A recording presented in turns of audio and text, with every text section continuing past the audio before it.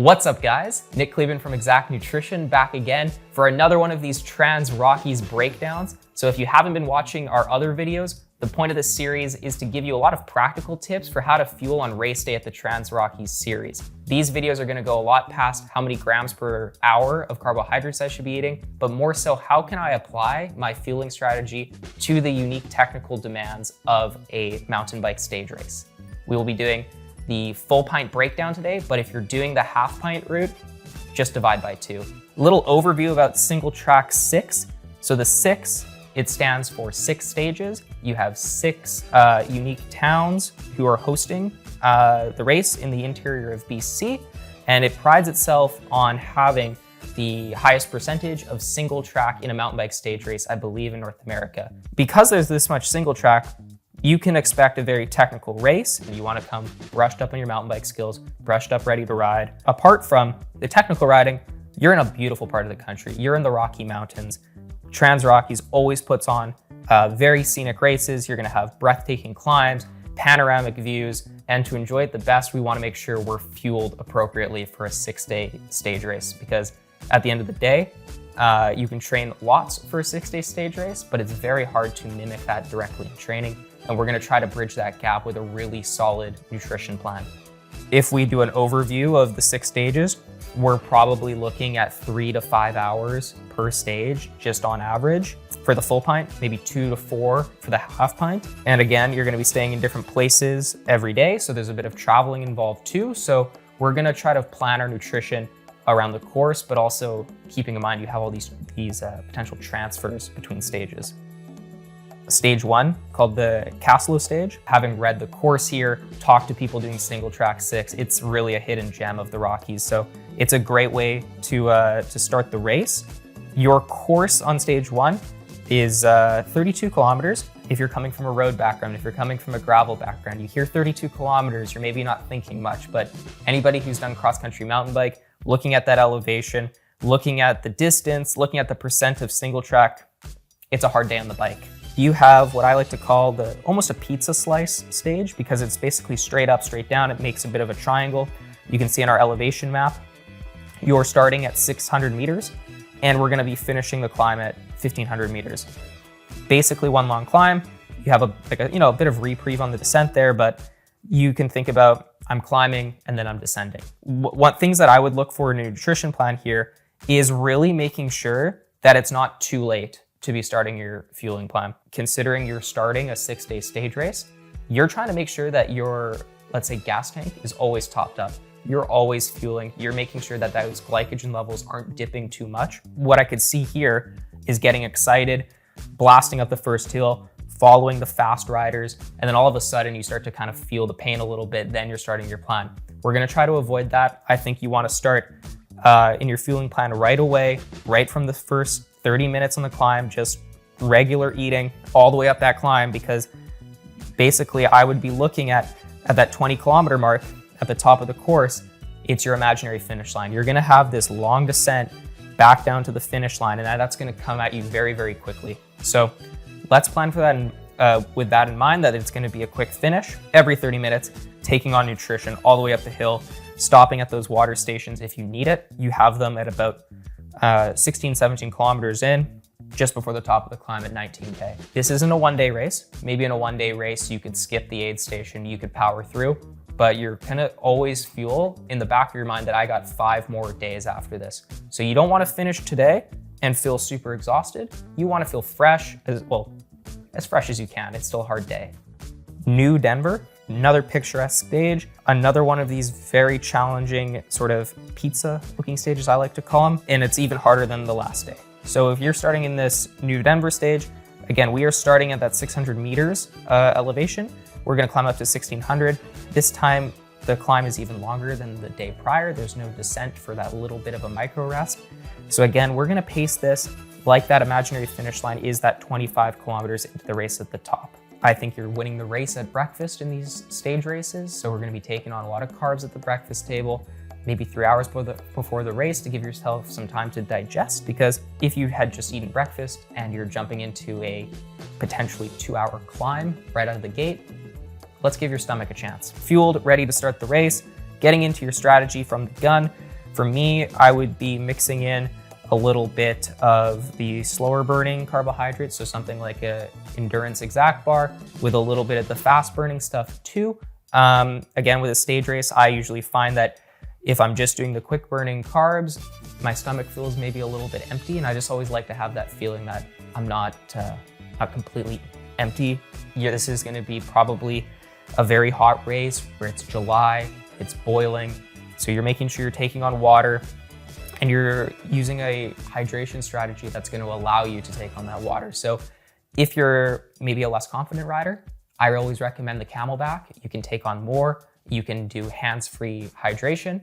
If you're maybe going for the win, you're going for maybe a little lighter setup up the hills, just a water bottle's fine, but you're really making sure that you're topping up your water at your aid stations. So you got 3 of them on course. You have them at 19, 22, and just after the top of the climb. And we're just making sure that we're not going dry. Again, we're still early into the stage race. We're making sure that we're hydrated. We're making sure that we're topped up on fuel. Your imaginary finish line is the top of that climb because that descent is going to rip down very, very quickly. The important thing to note is we're going to be trying to eat right away. This is a stage race, so you might be really busy. You might be traveling to the next stage and you can get caught up in that, but you want to take a moment, eat something right away, and something rich in carbohydrates with a little bit of protein too. So something that I like to do is maybe a banana and an XACT protein wafer.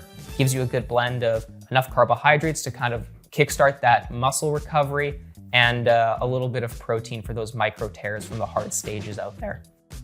Stage 3, we're going to be into Rossland. Unlike the other 2 ones, which are more hidden gems, this is like the mountain bike mecca of the interior. I think many people know Rossland for that. So I'm expecting an amazing day out there, amazing descents, and probably some fantastic views during the course. You have a lot of climbing this stage 2. And again, a theme of this race, a lot of it is front end loaded. So we're looking at 47 kilometers, but about 2,000 meters of climbing.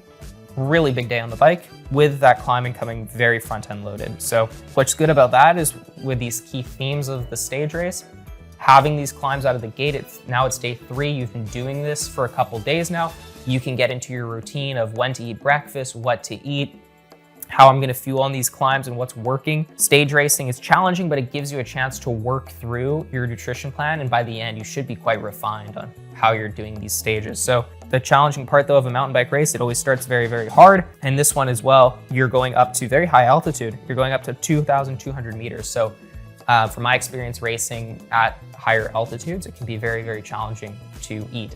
Like for me, as someone who struggles maybe at altitude, I guess, you become rather hypoxic. It's hard to breathe. You're not really necessarily reaching for that food once you're at that high altitude. It can be a little more challenging because just think about logically, if you're really short on breath, you're not going to want to stuff your face with some food. So with that in mind, I'd be trying to fuel a little bit in advance before you get up to those super high altitudes and expecting to be breathing really, really hard. So key points that I could see on this course for that would be about, let's say 10 kilometers into the race, coming over the crest of this climb, because again, you're probably having a hard start, limited opportunities to eat, but you're getting towards the top 10 kilometers before that first descent would be a great time to eat. And then again, once you're kind of going up this big climb of the day, this is a massive climb. You're going from 1,300 meters to 2,200 meters. It's going to be multiple hours to get up that climb. So I'm trying to take on as much food as I can early in that climb, knowing I'm going up to high altitude, it's going to be hard to eat, I'm going to be tired, all of those things. So let's take on a little bit of more nutrition than you maybe normally would at the start of that climb. Just like before, you get to the top of that climb, let's say that's our imaginary finish line, you have a huge net descent because you're coming down from 2,200 meters back down to 1,200 meters elevation in the last 15 kilometers of the race. So you're gonna plummet back down to earth. Limited time to eat there as well. This course, more than the other ones I find, is when you're eating, you gotta eat lots because you're not gonna eat on the descent. It's gonna be hard to eat when you're up breathing super hard at elevation. You're not gonna eat at the start of the race because it's probably going pretty hard. So you're looking at 10 kilometers, you're looking at 20 kilometers, and you're gonna take on a lot of nutrition there. This is also in Rossland, so you get 2 days of heavenly riding here. This one is a different look for you based on what you've done. So those first 3 stages, you've had net climbing out of the gate. Descent to start, Pretty steep climb, not as long as yesterday, but rather steep. Huge descent down to the bottom of the course, climb back up, and then descend down with your time segment of the day to the finish. So unlike other stages where it's climb descent, this one you're gonna have multiple climbs and descents. So that is another consideration for your fueling.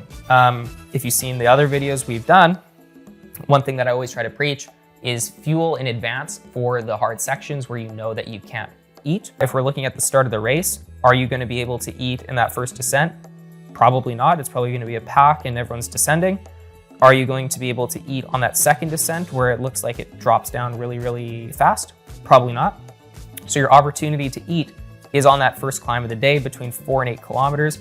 It may seem really, really early to eat, but again, we're in a stage race. We're trying to make sure that we're topped up on our carbs, and we're taking the opportunities we can get to do that. So great opportunity for maybe a slower burning source of fuel, because that's gonna last you for longer into the stage race. You'll do your descent. There is a aid station at the bottom of that large descent. Maybe a good time to top up because you have your largest climb of the day. So you'll look at you get to the bottom of the descent, you're 16K in, maybe you're an hour in, you're already at half a bottle. You have to make a call if you want to top up your water.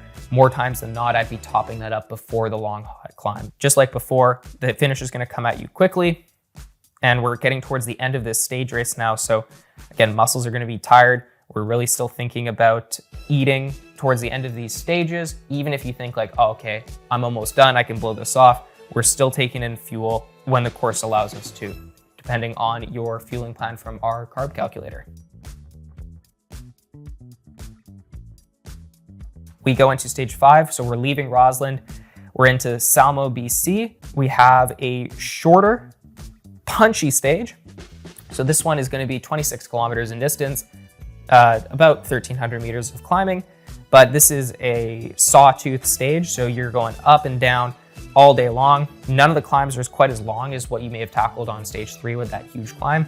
But what I see in this course is limited flats, almost no flat. So really hard, you're hard pressed to find time to go eat your nutrition. With every descent, probably unable to eat your food. Climbs, you might be working very, very hard. So I'd be looking at any sort of time in the climb, just when the gradient kind of relaxes a little bit, great time to pop your race nutrition in. If you're out of a camelback, you can sip as you're going. If not, again, those kind of gentler gradients, great time to grab your water, but you're doing it on every single climb. So a great way you can do it is because you have 4 climbs, you can take the food in your pockets and divide them into 4s and say, okay, on this climb, I'm gonna eat this much food. By the end of the climb, I should be done this pocket of food, and do the same for the next 4 climbs of the day. It makes it easy. You don't have to think. All you have to do is finish what's in your pocket and follow your nutrition plan accordingly. Nelson, BC, this is your final stage. This is going to take you home. It's going to finish the race. The legs are going to be tired at this point. Probably asking you to stop early, but we're not going to do that. We're here to race 6 stages, not 5. It's ST6 after all. Again, we're getting back to the bread and butter of those first 3 stages. Climb out of the gate, descent to finish. That's kind of the theme of the week, the theme of this race. Because it's the last day, maybe it's harder for you to eat that large breakfast. You might be really sick of having a bunch of oatmeal, a bunch of cereal at breakfast. That's okay. Maybe this is your day to have something else just to keep you energized, happy, ready to take on the last stage. It's okay to mix it up, even if it isn't the optimal breakfast at that point. I'd just be trying to motivate yourself as much as you can to get through the last really, really tough stage. You've been saving your favorite flavor of fruit bar, your favorite flavor of endurance bar for the last day, a little psychological boost to make sure you're just really enjoying what you're eating as you're going through the last stage where it might be really, really tough mentally. But same principles apply here, guys. It's going to be climbing out of the gate, challenging, pack start, look for your opportunities on the flatter parts, keep to your plan, keep eating. Again, I love the strategy of just prep the night before with how much you want to eat, put it in your pocket, and then when you get to the top of the climb, feel that pocket. And if it's empty and you ate it all, great. If not, take that on now. Have that emergency feed, even if you got to stop for like 10 seconds just to eat something. Kind of take the thinking out of eating. If it's in the pocket, I eat it here. High point of the course, 1,600 meters, and then you have a large descent, one more kicker, and then the final descent of your week. At this point, you're kind of just going to be emptying what's left in the tank after 6 hard days.